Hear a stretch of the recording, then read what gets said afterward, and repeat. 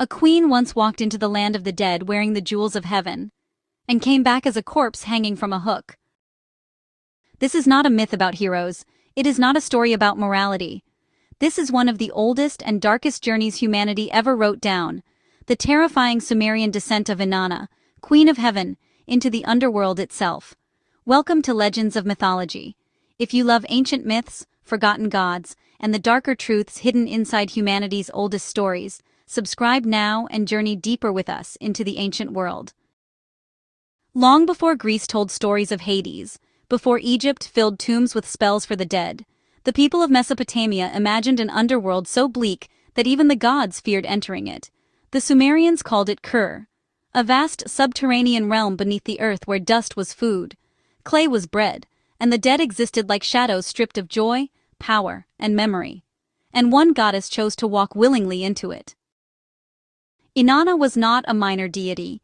She was among the most powerful gods in the entire Sumerian pantheon, goddess of love, fertility, sex, political authority, war, storms, and divine kingship. She represented contradiction itself. She could inspire passion and destroy cities. She embodied desire, violence, beauty, and ambition all at once.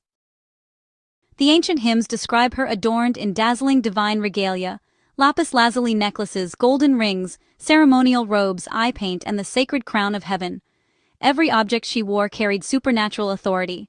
And one day, she decided to descend into the realm of her sister, Ereshkigal, the queen of the dead. The reason for Inanna's descent remains mysterious even in the surviving tablets. Some texts suggest she wished to attend the funeral rites of Ereshkigal's husband, the Bull of Heaven. Others imply something more dangerous, a conquest, an attempt to seize power over death itself, because Inanna was not a goddess known for humility. In Sumerian myth, she constantly pushed boundaries between worlds. She stole sacred powers called the Mi from Enki, god of wisdom. She elevated kings. She brought civilization. And now she approached the one domain untouched by her influence: death. Before leaving heaven, Inanna understood the danger. She instructed her loyal servant Ninshubur to wait 3 days. If she did not return, the gods above would need to intervene. Then the Queen of Heaven began her descent. The road to Kur was not symbolic. To the Sumerians, this was a literal, cosmic place beneath the earth. And once someone entered, escape was nearly impossible. At the first gate, the gatekeeper stopped her. The laws of the underworld were absolute. No one entered unchanged. So Inanna surrendered her crown. At the second gate, her earrings were taken. At the third, her necklace. At the fourth, the jeweled breastplate draped across her chest. At the fifth, the golden rings from her hands. At the sixth, the royal measuring rod and line, symbols of authority and divine order. And at the seventh gate, her robe. By the time she reached the throne room of Ereshkigal, Inanna stood completely naked. This was not eroticism in the modern sense. To the Sumerians, nakedness symbolized total vulnerability. The goddess who ruled love, war, and kingship had been stripped of every layer of divine identity. No crown, no weapons, no authority, only flesh before death. Ereshkigal sat upon her throne surrounded by the judges of the underworld, terrifying divine beings who pronounced judgment upon all who entered Kur. And the moment Inanna appeared, the judges fixed their eyes upon her. The ancient tablets describe what happens next with chilling simplicity. The judges of the underworld spoke against her. They looked upon her with the eye of death. They uttered the cry of guilt. And Inanna became a corpse. No grand battle, no heroic resistance. One moment she stood alive, the next, dead.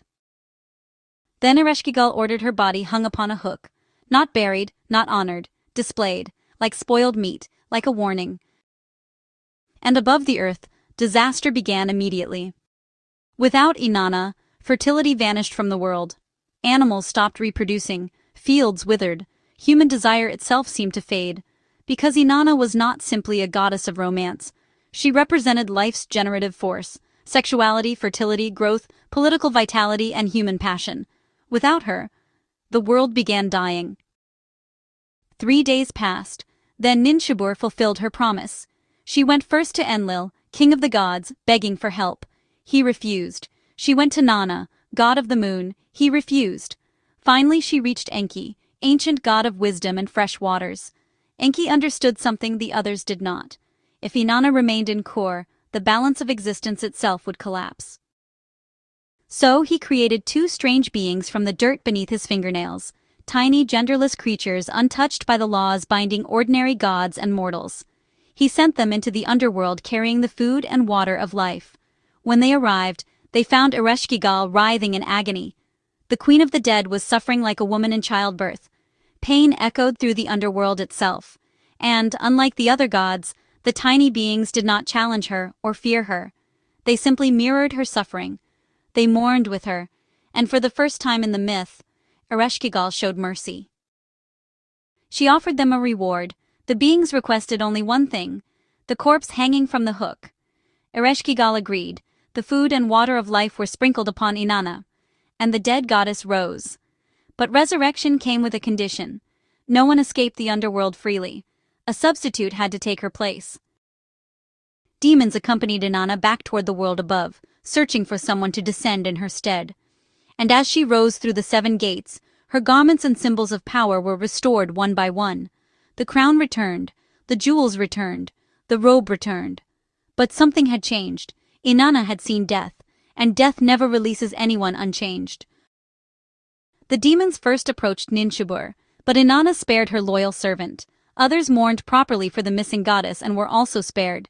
Then Inanna found her husband, Dumuzi, the shepherd king, and, according to the ancient text, he was not grieving. He sat upon her throne dressed in fine clothing, comfortable, untouched by her suffering. Something inside the resurrected goddess hardened. She pointed toward Dumuzi, and the demons seized him. What follows is one of the oldest surviving sacrificial cycles in mythology. Dumuzi fled. His sister Geshtinana mourned him. The gods intervened, but only partially.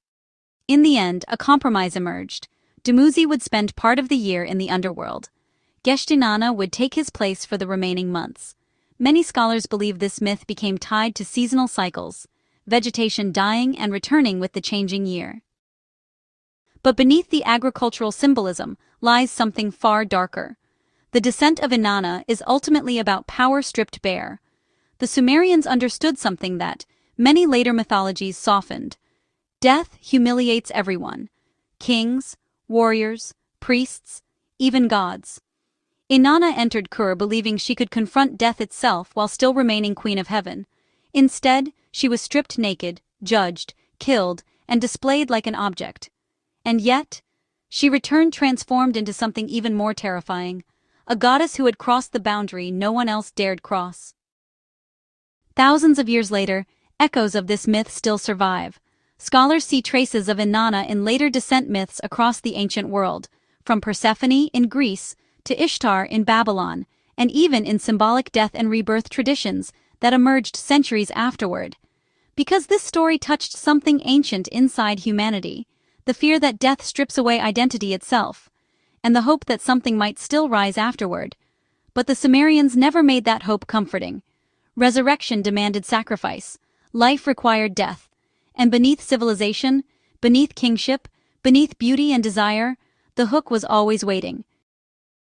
If you enjoyed this journey into one of humanity's oldest and darkest myths, subscribe to Legends of Mythology for more ancient stories hidden beneath history itself. Thank you for watching, and here's one lesser-known fact about Inanna. Some of the oldest surviving love poetry in human history was written in her honor by Sumerian priestesses over 4,000 years ago, making her not only one of the oldest recorded goddesses of war and power, but also one of the oldest deities ever connected to sacred erotic poetry.